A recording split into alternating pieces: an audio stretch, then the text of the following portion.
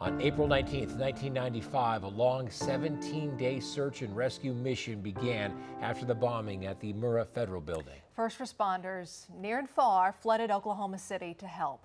And for the first time, News 9's Bobby Miller is talking with medical volunteers who created a makeshift city as a refuge for rescue workers.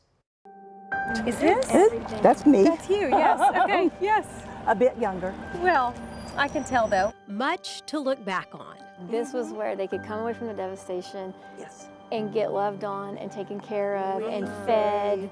I mean, look at the donuts. I mean, so many donuts. Laugh a little and feel a release. It's what people under great stress do in such times. Governor Keating was down there. And he needed some Tums? Apparently. Okay. I can imagine as the governor at the time. The women poring over picture albums with me. When you remember me, I was a baby working down here. And I told Bobby, I said, I'm still in contact with her on Facebook. Brought back together after many years to remember. Shelley Clay had just finished a double shift in the newborn unit at a Metro hospital. Instead of climbing into bed, she turned on the TV to see downtown OKC after the explosion. About a third of the building has been blown away. She was 23, months out of nursing school, and knew she had to go. They just put a notice out throughout the hospital. So my mom and I were both said, yeah, you know, we want to help. Yes, absolutely. And so we came, I believe it was the next day, and I worked 2 full days down here. At Ground Zero, she and a team of doctors and nurses jumped in. The workers, of course, were in horrible conditions, you know, going through the building, and they even had the rescue dogs. And so there were lots of cuts and scrapes, tetanus shot needs. We could doctor the dog's paws, some of that happened. And then we also gave some B12 shots for just stamina, because some of these workers, you know, they were doing shifts, but they would work all night. You could just see faces, they were just drained. The tiny makeshift medic stand met immediate needs on site. But a block away, a city was forming. The mayor of it, a take charge, make it happen kind of lady, Dr. Sheila Simpson. My husband, who was on the police force at that time, was telling me about what he had done that day. He was on the emergency response team, had been at the site, and I was telling him how frustrated I was because I wanted to do something to help and I couldn't help anyone. And he said, why don't you come down with me tomorrow? And ambitious Dr. Simpson closed her private practice and began recruiting.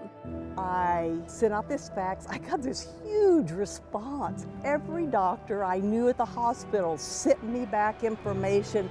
Just tell me when and we'll be there. The eager team was formed and dubbed their new home the OKC MASH unit.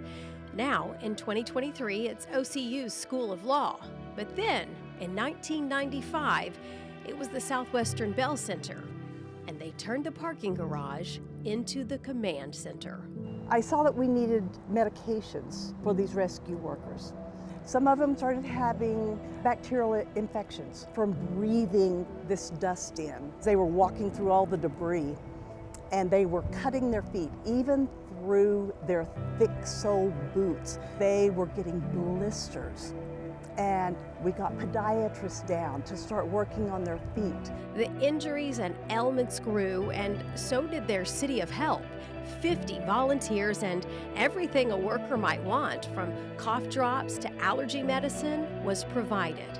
And then there was emotional support. We would give them the hugs, and it's like, did you find a body today? It was eerie. It was silent.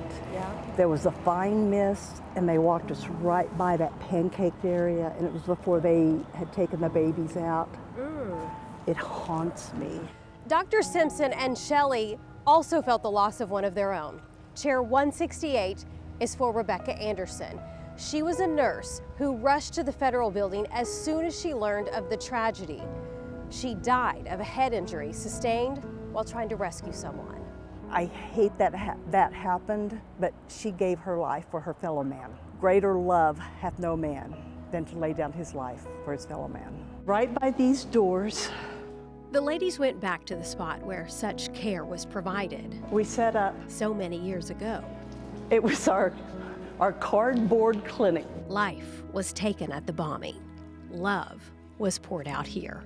Sometimes it seemed a little chaotic, and other times it was peaceful under here because, like I said earlier, this was their safe refuge to come and just get away to get their needs met. And we knew they had to go back out, but for a short time, this was it. This was the refuge. The city closed after 17 days. Search and rescue was over, and it was time for demolition. But the memories and life learned can never be torn down. Just as fresh as like it was yesterday. Those sites, those are just things that you hadn't seen at 23 years old, you know. I hadn't seen that, and that was something that I think really made an impact on me. And really knowing that, hey, there's a lot of lives have been shattered, not just the ones that were lost, but the people they love. It really made you know 168 lives were taken, but millions were affected. In OKC, Bobby Miller, Oklahoma's own News 9.